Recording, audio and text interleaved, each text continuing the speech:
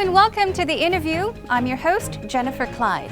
Through a hanok, traditional Korean house, we are able to get a glimpse of the common values of Koreans as well as our view of nature. Maybe that is why they say that hanoks best represent Korean culture. Well, if you're ready, today we're going to find out all about hanoks from a very special guest who's also known as the guardian of hanoks.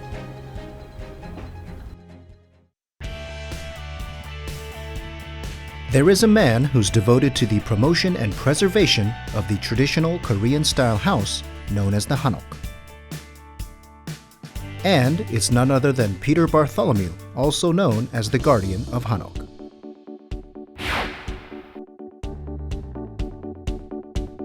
Trying to talk to individual owners, as you see in Europe especially, that's the best example. Other Western countries like Canada, Australia, New Zealand, if you go to their big cities, in the old part of the cities, they always try to keep the old buildings. Captivated by the beauty of hanok, he has been raising awareness of its cultural and historical value ever since. I'm not interested in new hanok, frankly. I'm only interested in the traditional old hanok that are remaining with the old original design and that kind of thing. Stay tuned to meet Peter Bartholomew and learn about his efforts to preserve the traditional Korean-style houses and his thoughts on the importance of preserving traditional architecture.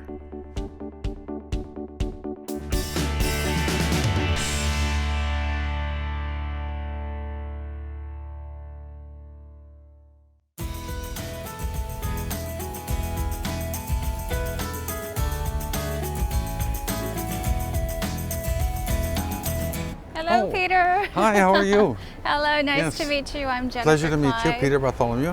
Thank you so much for agreeing to join us Oh, today. it's my pleasure. I'm really looking forward to find out all about you and, of course, hanoks. And we have everything set up inside. So Oh, wonderful. shall we Okay, go in? I'm happy to do it. Okay. Okay, shall After we you. go? Yes. Okay.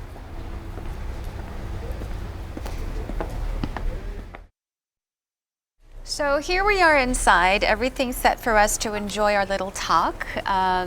First of all, I would like to begin by asking you about your title. I know that you are called or known as the guardian of the hanok. But how does it feel? Does it feel good to be called the guardian of the hanok, though? It's nice, and frankly, it helps me in my effort. Uh-huh. So if I go to talk to some city government person or other people who are influential, they are willing to listen to me. I see. So it's nice for that purpose, for sure. And currently, are you working on any projects, or what's keeping you busy these days? Right now, my biggest project is my own house. Yeah. No, I had to. The roof on a hanok is roof tile. Yes. And under that is it's not dirt. It's like clay, like pottery clay, Yes. called jinhook. And then under that is wood and rafters. And it lasts about 35 years. Oh. And then you have to take all the roof tiles off and repair any wood which might be a little rotted or something. Not big deal. Okay. And then you don't take all the jinhook off, you just take some. Parts of it And off. then you replace the tiles. And but the problem is, it's all above you, so everything falls on you. Right. Because it's the roof. It was not leaking, but I had to redo it, and that's my biggest. The other one is, of course, several regions of Seoul where there are many hanok remaining, and trying to talk to individual owners. Oh, To like convince homeowners, house homeowners owners, where there yes. is not government plan, but he wants to demolish his own hanok and build 3-story commercial building or something like Right. that.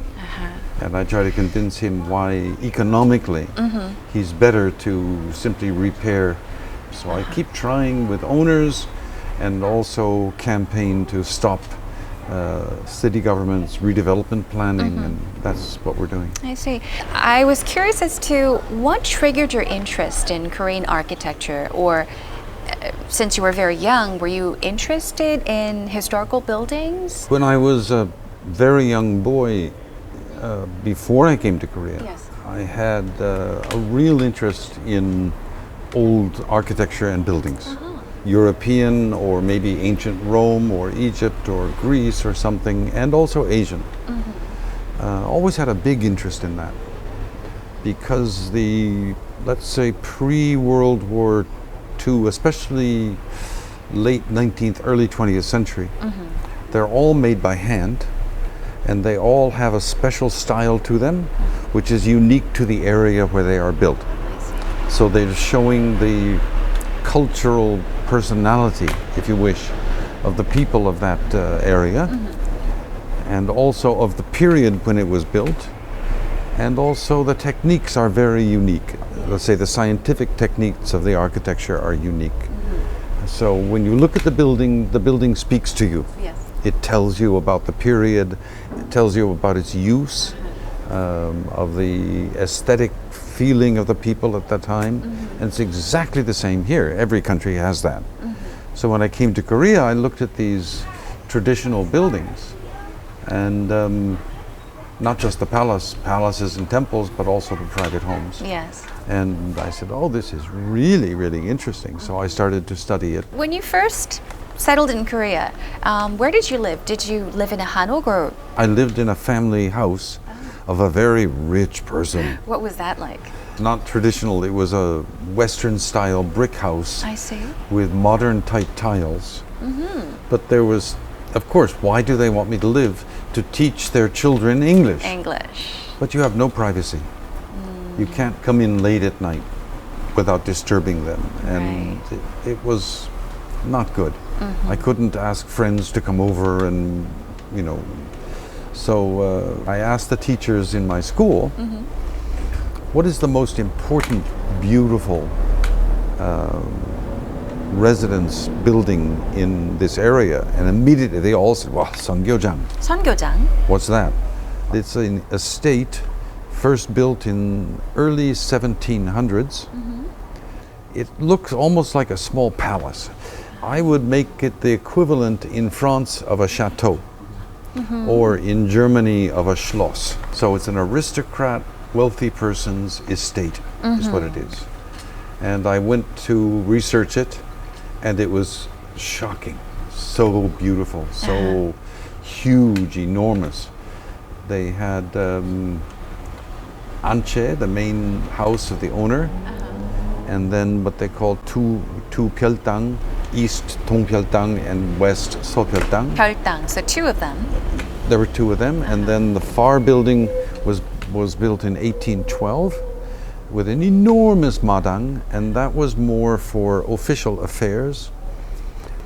And every room was art, literature and philosophy and art and calligraphy, with the architecture, which was a work of art, blended with the gardens in perfect harmony, and the far distance, the huge mountains of Taegwayeong, 1,000 meters. And at night, you could hear the ocean. You could At hear the Gyeongpore, ocean. if it's very quiet and the waves are high. I mean, this is paradise. So it was like a little capsule of Joseon dynasty, frankly. There was not one piece of glass anywhere in any building, except drinking glass, but I mean, you know, on the doors. Everything was perfect, of the totally traditional style. So I asked the grandmother constantly, what's that? Why that? What does this say? And she would say, well, you don't know anything. Why do grandmothers do this everywhere in the world, you know? And she would teach me, and she taught me how to eat properly, proper etiquette, and greeting people. She taught me about the philosophy and architecture, and I developed a huge interest. So then everywhere I went, I would look at the buildings and say, oh, it has this aspect, oh, it has that aspect. And then I started studying more deeply about it. And, so it's just developed and developed since then. And I went crazy because here's all this beautiful, beautiful architecture. So every weekend I was out looking at this and looking at that. And So which places did you visit? As you mentioned, every weekend you went to different regions, also went No, to you can't go to another region from Gangneung. Oh, I see. In So it was those days, within. in those days, transportation, and of course there's a huge mountain nearly 1,000 meters high from North Korea all the way down south, so you don't go to another region. Okay, so it was in Gangneung. It was on the coast Okay. of Gangneung, Jumunjin, south to Mukho, Sachon, these areas. Did you mostly visit cultural heritage sites, or which places No, did you there go were to? no cultural heritage sites, or not No? much, not Not much. much. No, the whole point was, I just selected the building that I wanted to see. I would ride my bicycle Randomly. or bus, and I'd see something, and I'd go and look at it. That's all, basically. Yeah, there was no internet, in those days. So I visited very large great houses and small farmhouses. In Gangneung, there is a Hyanggyo, an old Confucian school, extremely old. I think the buildings were built something like 1416, the existing buildings today. They So still it's- do remain. Yes. So it was never burnt in a war because that coast is so isolated. There's an iron wall of mountains. Even the Japanese during the Japanese invasion 1590s, I'll forget that place, Nobody lives there anyway. I'm just joking, but so there wasn't much war there. Thank God. It's so well preserved. Yes. So there was no internet, there was nothing. You randomly would just take your bike, go for Exactly. a ride, or just catch a bus and just Exactly. drive by and say, oh wow, you discover a building or a structure. I'd see a roof and I'd take a left, and and they're all dirt roads, so you're like this Yeah. on the roads, and Oh, it wow. was fun. Automatically pull out your camera and just Exactly. click on, take Yeah, photos. yeah, What kinds of pictures did you take the most? Were they mostly of buildings and structures and architecture, or did you also Yeah, take I pictures took mostly of scenery? buildings, that kind of thing. But the cost of film was so expensive in Korea in those days, so I couldn't take as much Too many photos. as many photographs as I wanted. You saw Korean architecture, you fell in love with it. Was that why you decided to stay behind after you completed volunteer work, or was there Not another really. reason? As I mentioned, I was interested in architecture from a child, but also I liked history and learning about other cultures. I liked foreign language learning. And really what I wanted for my career was international business and international affairs, that kind of see. thing. So after Peace Corps in Gangneung, I came to Seoul and was introduced by a friend to a company that wanted to hire a foreigner to work because they had all their businesses with foreign companies. I see. So they wanted English speaker and also understanding both cultures, person. So I joined that company. And that was how many years after you first came to Korea? I was 4 years, almost 5 years in Peace Almost Corps. 5 years. Wow. And then I came to Seoul and joined this company. And I worked for them until 1981. Wow. And then I started my own company with a friend. And still we are operating that company now. That's Yeah. wonderful.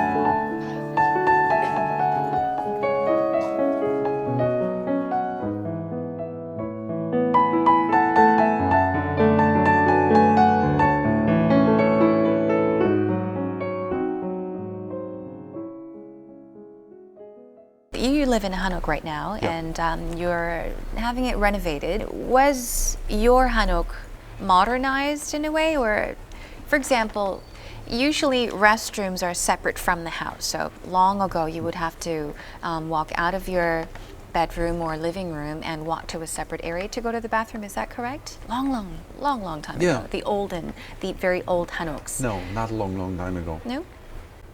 I'm so sorry. I hate that when people say, oh, ancient times. Okay, 20 years ago. No, way before that. No, this not is way an idea before that that. people may have. As you mentioned, uncomfortable, But the point cold. is, there is no reason that you cannot put a bathroom inside the hanok Right, so- or connected to the hanok. There's no reason you cannot do that. You can. Also, you can put in a modern heating system based on city gas or, I don't know, whatever heating method. And at the same time, still preserve the original heating system. Okay, I It is see. absolutely to have it possible both ways, for example. with the what they call the firebox, where you light a wood fire to put under, and on top of that you can put hot water pipes, and then cover it over again, Like and keep the ondol system, and keep the ondol original heating system. ondol. Yes. which actually is quite important to do, because under hanok there is no basement. Normally there isn't. So if you have these flues, these gaps underneath where the heat flows from the wood fire and it heats a mass of stone, there's always a space under there. So the air flows, and you put a fire and it keeps everything dry. If you rip all that out and just put cement, moisture will come up from the ground. I don't care what you do, moisture will come up. Right. And then it gets into the wood, and then you get mold and rotting smell and that kind of Which thing. is really bad for your health. And it's bad for your health. Right. The building will deteriorate very fast, and this is not good. So if there's an original ondol, the first thing they do here in this area is rip out the ondol I see. and put a concrete slab. And as a result, many of these new hanok are developing very bad mold problems in them. Do you have both systems at I your do. place? Yeah, but I'll tell you a secret. I was in my 20s and had no money when I bought the house, especially after I bought it. I had to borrow so much money. This house that you still live in? Yes. Oh. Yeah. And so I wanted to put in a boiler system. And I thought, how it's so expensive what they quoted me. Oh my God. So I thought, tell you what we do. Let's just take off this clay on the top of the floor, which is only maybe 3 centimeters, 4 centimeters thick, Okay. and save it on the side. Put the pipe there, and then put the clay back. And That's that worked. that's the cheapy way to do it. And it worked, though. Oh, it's wonderful. It's been there for 37 years. Wow, genius. And then I can still put the wood fire to chase out the moisture. And when I come every day, I just push the button, you know, and whew, and we have heat. So I have the best of both worlds, you know. Yes, it sounds like And you do. also historically, of course, this is a very scientific, ancient invention, this ondol, which just means Yes. hot stone heating system. So I'm very proud to have that. And it's quite fun because young people have never seen this before. And I have my friends who come with their children. And I have the fire burning under the floor. And this little boy or girl comes and says, Uncle Peter, your house is on fire. Look. I know. Don't worry about it, You're kid. warming up the house. But it's on fire. And I explained to them, you sure that's safe? Yes, it's safe. It's quite funny, yeah. All right. But no, it's very nice because, and it's a different heat.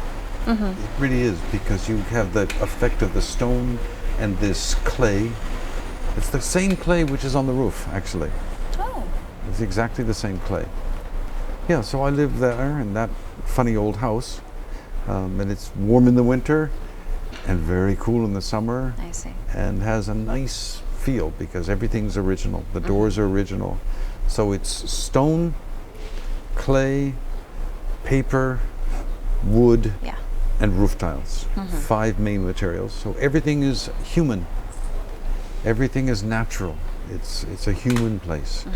And you go in, and I use only paper on the windows, the doors? for the wallpaper. Ah, I see. And for the doors. So that's it. You go in and you smell only natural things. It's super. You don't smell any cement or vinyl, flooring and vinyl wallpaper.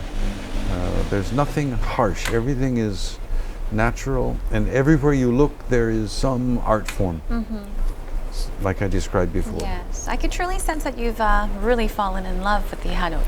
As you see in Europe especially, that's the best example. And I must say in other Western countries like Canada, Australia, New Zealand, if you go to their big cities, in the old part of the cities, they always try to keep the old buildings. Indeed, if you go to downtown New York City, Manhattan, you find buildings remaining from 1890s, 1905, 1880s even, 1920s and all that. And of course, every 20 years or so, they upgrade the heating, the plumbing, the electrical and that. But they try to keep this style because it's so important, they think, to have the traditional architecture. Architecture is the most obvious and lasting historical visual aspect of any culture, any place in the world. In Arab culture or African culture or North South America and Asian culture. If you destroy all the architecture around you, then there is no atmosphere where people are living and working of your history and culture. One which has already become popular is Seongyojang, Dongindong, that area there. And there are a lot of hanok, and it's becoming very popular to preserve them and restore them in that area also.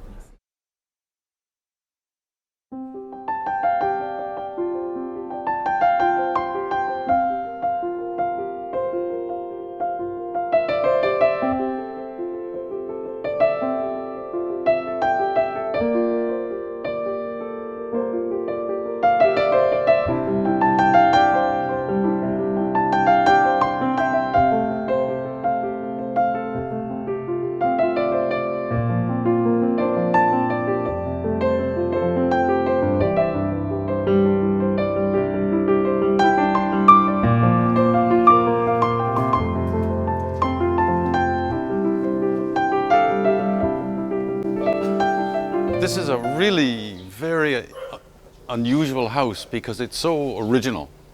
The round rafters are called sokare, the little square rafters are called buyan, and they give a lift to the roof and increase the angle of the roof, and they protect this wall from the rain. But it's nice the way it's all so well preserved. The chimney is really interesting and fun because they've made a little roof on the top of the chimney with brick, and you can see it's got a very special style. But I think the most interesting and important preservation part is the wall, because at the very bottom you can only barely see there's a very long piece of granite, then little blocks of granite placed with each other, and then a frame of red, and then development of a theme. You can see the same theme in silk, in paper, in many other things in Korea, the same design pattern. One other aspect that's really interesting, obviously this wall is made of clay, maybe with some cement powder mixed in it, and potentially it could get humidity into it. And the wood is right up against it, so the wood has a possibility to rot. This is the main pillar holding up the building at the corner, and then between this material that might have humidity and the pillar, they've put what in architecture we can call a sacrificial board. If it rots, it doesn't matter. If it gets insects and deteriorates, well, you could take it out and put a new one in. It's okay. So it's just a consumable board, but it's called in Korean a protection board for the pillar. Here's another chimney, and it sticks out from the building, but look, it's cantilevered brick. So this is brick, half covered, half covered. So this brick is almost completely in front of this brick coming up. Sometimes you see it even more out this far. But it's nothing special, but aesthetically also, it's much nicer. If it were brick all the way down to the bottom, it would be very hard. Let's have a look inside. I think you'll find this quite interesting. Oh, one thing before I forget it. Look at the bottom here. It's white. It's salt. When they cut the wood, before they put it on the stone, they cut in the bottom a little, let's say, empty area, and they fill it with salt and then put it down. Because at this area is the most dangerous for the wood. Moisture, insects. So the longer it stays, the salt absorbs into the wood, and it becomes increasingly hard, strong, and impossible to rot, and insects hate it. Insects will not come into it.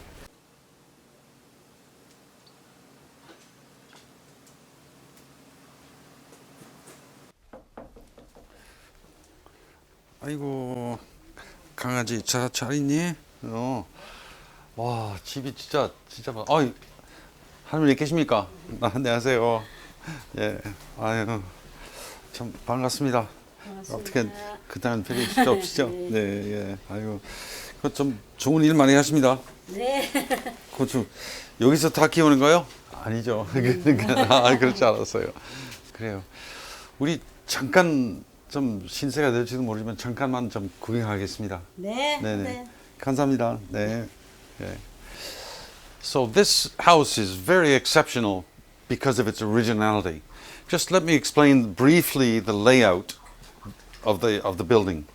First of all, in this corner is the kitchen. Okay. This is the kitchen. And next to the kitchen always is the owner's room. The next room over is not heated. It's a wooden floored maru parquet floor room. On the opposite side of that is exactly what I just said. Konopang, opposite side. And that's where the son would live or the daughter. It's a very large room. So these are the principal two heated floor rooms. On the other side is what's called the sarangche.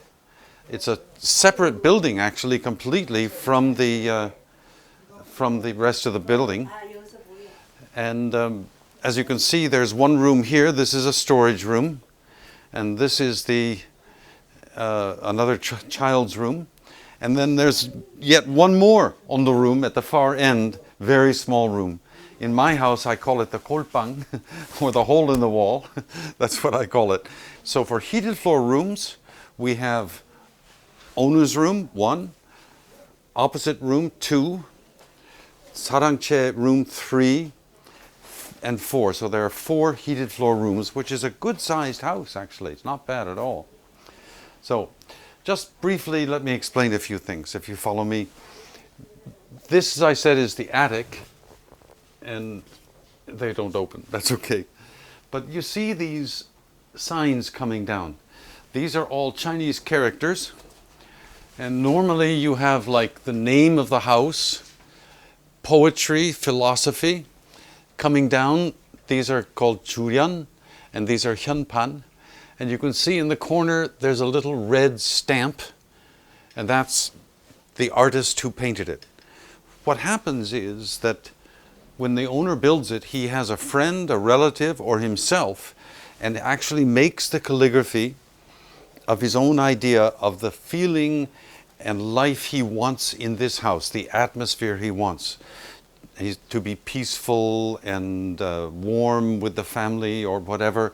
And sometimes he uses poetic literature or philosophy quotations, and they're attached permanently to the house. So they're made for this house. Now he paints them with brush painting, ink, and takes them to an artisan who carves exactly the same into wood. Now these are in bad condition, but they could easily be restored. So what are we talking about here? We're talking about a house that has built into it philosophy, literature, artisan work of every form, stone and wood, and indeed even the roof tiles, the carving of these calligraphy panels tied in with philosophy and literature. So there's an awful lot of meaning woven into the hanok. Secondly, where it's placed. As you can see, the sun is shining in on us. It's almost midday here. So the sun comes from the east and continuously keeps the house warm and dry. Most importantly, they calculate the data for the weather patterns, the wind direction and wind velocities, so that the wind blows and it never, ever hits these walls. Never. No matter there's a typhoon outside, there will be no wind in this courtyard, which is amazing.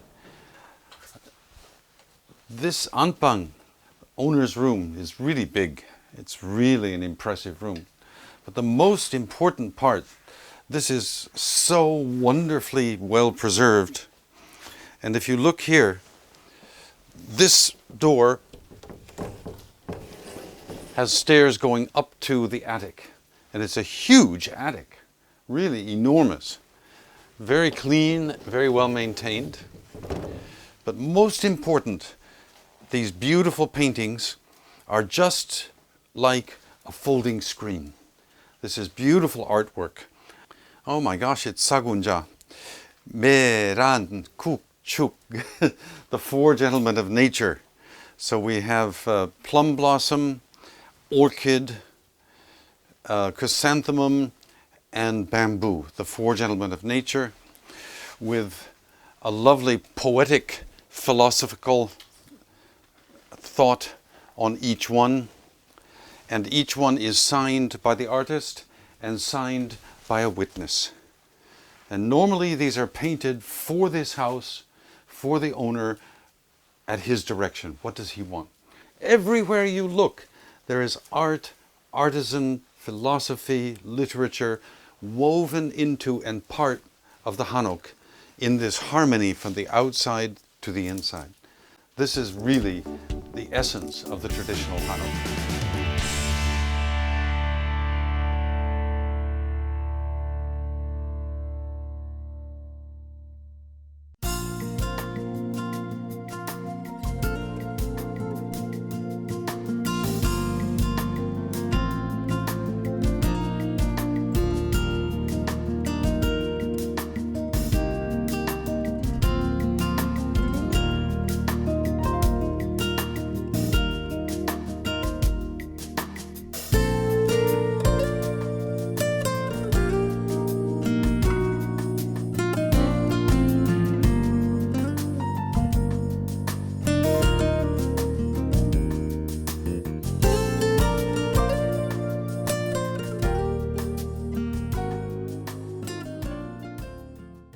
What is your favorite, or if you were to pick an area of a hanok, which area of a hanok would be your favorite place? Frankly, if you sit in the central wooden floor room called the marubang, if you sit there and you look to your left or right, you see the anpang, the owner's room, which is usually the nicest room, and the other side, the konopang, which is maybe for one of the children. And you look in front and it's all open, and you look in the garden, and you look out at the sarangche building, which is usually very small and cute and nice looking, and the gate and that's a wonderful position. And you look up and you can see these beautiful rafters, which are always very nicely finished, and the wood is the most beautiful in the marubang, purposely, because you're looking at it. In the heated floor rooms, originally there was no wood exposed. Oh. only on the door, but there was no pillar beam wood exposed. It was always ceiling closed in to preserve the heat, of course. I see, I see. Yeah. So the marubang, the wooden floored parquet floor room, has very beautiful wood, and then you can look to the right to the beautiful ondol on the left, the beautiful ondol, and out into the garden, and that's my favorite position. I mean, the marubang in traditional, the wooden floored parquet heated room, originally had several functions. One was it's a woman's working room for clothes, for sewing. ironing and I repair and see. maintenance, also for storage of dry food, rice, beans, in a wooden chest, for dried vegetables like garlic and dried fish. You can hang that up there too if you want, and and dry food preparation, like making duck or making noodles, and that was mostly performed in the marubang. Oh, not in the kitchen, but even making rice cake and noodles was A usually lot of done it took that place marubang. in the marubang. A lot of it. Okay. So it was a room for almost anything, I guess. Yes, exactly. And in the summertime, when it's really hot, you put down a straw mat, and because it's the coolest room, because the ceiling's very high, it's wide open, and you sit there and eat. Then everybody tends to eat in the marubang because it's cool and nice and that. Yes. And so you sit there and relax in the summer, and so it becomes a more living room type of function for the hottest summer months. And this is called the taechung, a little tiny porch. Very often it's even higher than this from the ground. Oh. And it's built there to get it away from the moisture of the earth. I see. Also, when the rain falls, it hits the ground and splatters. And if it splatters, if this is all on the ground level, then it'll Right. splatter on the Make a wood. mess all But you put over. it up high, and you make the eaves come out far enough so the rain will fall outside of the stonework. So it splatters and hits only the stonework. So the axis, the elevation, the roof length, all are totally scientific.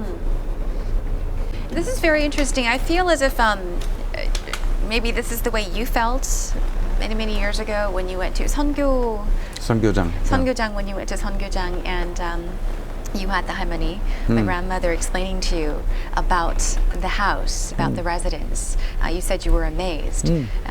Is it similar to what I'm feeling right now? Yeah, probably. I bet you were much more amazed back then. That's but right, it's right. very interesting.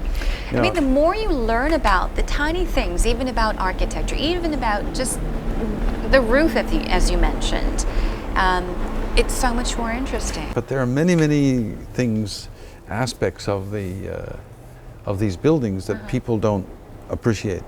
The on the floor. You light a fire, and it's like a tree.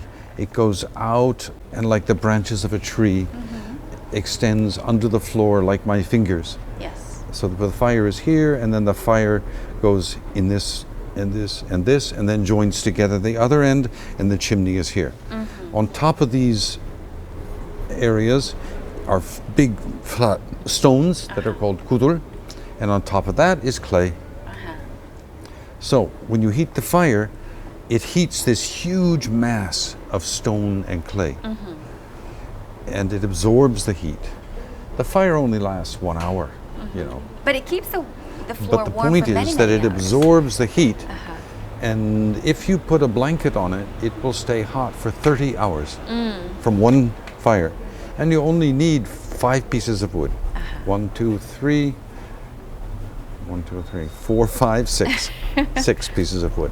And they're not 6? big ones, like this. Okay, and 6 One pieces time. of wood to warm up, let's say, a room the size of Yeah, a room any just a size. normal bedroom. No, I like guess? this room All right. here. Yeah. And 6 pieces of wood will keep that room warm For 24 hours. Yeah, essentially. You just And burn once for it an gets hour? warm, then you're just recharging it. Yes. The first time it takes a while. It's so much to eat, you know. And you have to be careful. People who don't understand, you put the fire in and say, I don't feel any heat. Just wait. No, I got to put more in. And they put more and more, and then they burn the paper on the floor. It doesn't catch on fire, but it turns black. Right. And that's stupid. So you light it and you say, just leave it alone. And it gets warm, and then the next time warmer and warmer. I've been up on the roof at the chimney. I went just to test. Big fire I put in. And I went up, and the smoke is totally cold. The smoke is cold. Totally cold. And the chimney is totally cold, because 90% or so of the heat of the fire is absorbed on the floor. Oh, that's amazing. So it's cold smoke that comes out. Yeah, it's really interesting. It is interesting. Yeah. Wow. But this is really a very valuable scientific architectural piece of work here that people don't understand how sophisticated it is. Oh, it sounds very sophisticated. When you first slept in a hanok, when you first came to Korea at a very young age, back to when you were first brought to Korea, I'm sure you'd never had the opportunity or the experience of sleeping on a heated floor. No. You did? You don't understand. When before I you came first to slept Korea? on the gondola floor, I said, this is great. It's like sleeping on top of an electric blanket. Oh, that was it? That was Wasn't my it something feeling. really different? That was though? my, yeah, of course it's a different feel, but I thought it was the best invention in the world, Right. because they put the bedding 1 hour in advance, and all this lovely heat absorbs into the bedding, and you get in and say, oh yeah. Yeah, it's a great feeling, Oh, I right? could live with this, you know. So did you instantly fall in love with the Yonjo And the system? problem was, where I lived on this estate, I made the big mistake to live in this lotus pond pavilion that had one fairly large heated floor room and then a beautiful maru extending out over the water. So the heated floor room was very nice, but it was not intended to live in the winter. You know, it's a spring, summer, fall pleasure pavilion. It's not, nobody's supposed to live there in the winter. Like an idiot, I lived there, and the grandmother said, you're going to regret this. And I said, well, I'll give it a try. Oh, I'm happy you do, because you maintain it for me. This is fine, but... And so, yeah, it was cold. It was so cold. And one time, I kept a glass of water on a table. It didn't freeze. Next to the door, and it froze. It froze. And broke the glass. And I looked over, and it was darkish in the morning, and I tried to pick up the water, and it slipped because it was just a column of ice. I see. But do you still continue to sleep there? Yeah, I bought a heater. You bought a heater. I bought a little kerosene heater and cover in the blanket, and this is great. Oh no. And get up in the morning and like a submarine periscope. Okay, what are we doing? Temperature, this is not good. And I keep matches just there and light the matches and light the heater and continuously check the air temperature. And as soon as it's up, I get up. Oh wow, when you could have slept somewhere else, when you could have chosen a different place In the to main sleep. house. Would be Ondo. In the main house, I should have taken one of the nice rooms in the main house. But I least didn't you want to admit that it was so bad. You had water freezing in the I know, cup. water freezing. Well, I must admit, the table was right against a door at the end of the Oh house. gosh, I can't imagine how cold that would have Yeah. been. Yeah, it was. This is Gangwon province, you know. Right, it gets really cold there. Okay. I, of course, having lived in Korea for a very long time, I am part Korean, so I have seen many hanoks. Not many in person, but I have been to a couple hanoks. I've seen them in TV dramas, I've seen them in movies, I've seen them in pictures, documentaries. But I'm sure that many of our viewers watching, many of them may still be wondering, okay, I kind of have an idea of what a hanok is. But if you were to describe to our audience, our viewers, in easy words or in a more simplified way, how would you describe a hanok? Or how would you describe the beauty of hanok? Well, as I've been saying, it embodies Korean cultural persona by combining all of these aspects, as I said before, Philosophy. of science, as well as philosophy and even literature. And then beside it, there's more, and the building is constructed to reflect that meaning in its size and shape and flow, as well as the need of the people and the family. So that it reflects Korean persona, which during the Joseon dynasty, the highest form in society was the literary, very educated person who understood philosophy, Chinese characters, calligraphy, literature, all of that. So this is all reflected and had to have all these aspects in their mind, and all these aspects are woven into the hanok. Now, you have been stressing the beauty, you have been emphasizing the beauty of hanoks, and trying to let us know that hanoks are not uncomfortable. They're very beautiful and very comfortable places to live in. Yeah, I do get the idea that a hanok is a house. Sure. It's just a house. It's just that it looks different, and I think it's a unique looking house, and I someday would love to live in a traditional hanok if I ever had the chance. For how long? Until when do you plan to live in this hanok? No, if Any I plans? move from this house, I can never again live in an old traditional hanok because there are so few left. Right.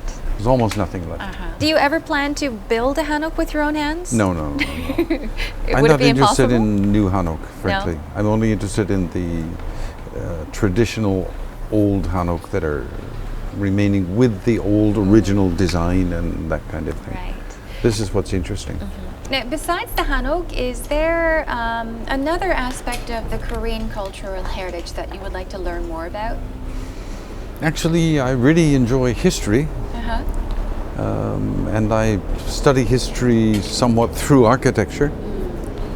But I mean, every culture, there are so many aspects of the traditional culture, especially in ancient countries, in Europe, in Asia, and even Middle East and those places. So there are a lot of other things I'd like to learn about. I don't know enough about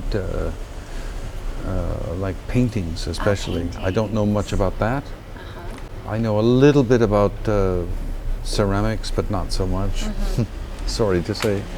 I know reasonably well about traditional wooden furniture because it's related to architecture. Right. It's, joining and this kind of thing. So I did make a lot of detailed study on that, on the traditional furniture. Yeah. Not so much these days, but before, yes. I see. In simple words, or if you were to describe Korea in one sentence, how would you describe Korea? That's a difficult question. Difficult? Yeah.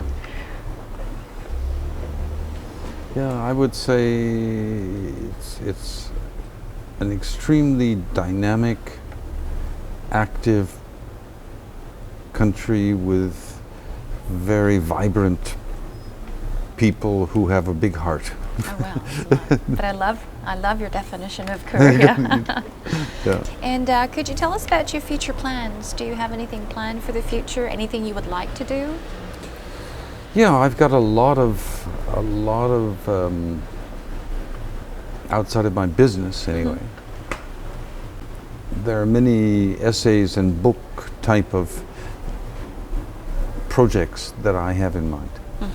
One is on architecture, of course, but there are other aspects of the late Joseon dynasty period where I think there are major misunderstandings by people that I think need to be corrected, especially during the Daehan Empire Korea period. And I'm working with certain Korean well-known professors on that idea, and also foreigners who are doctors of Korean studies on that subject.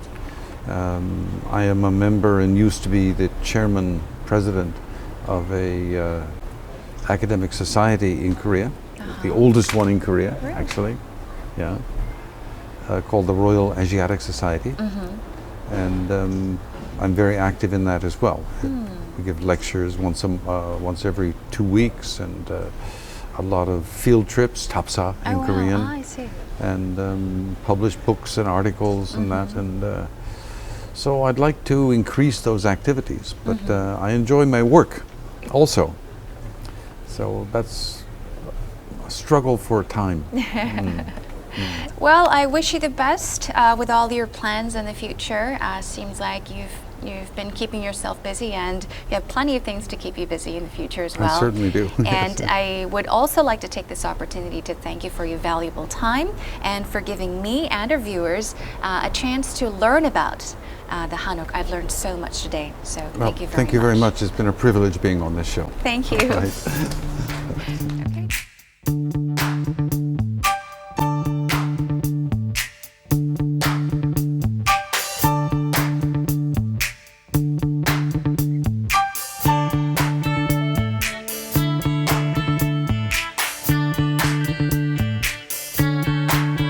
Boom ba da, boom ba ba, boom ba ba ba.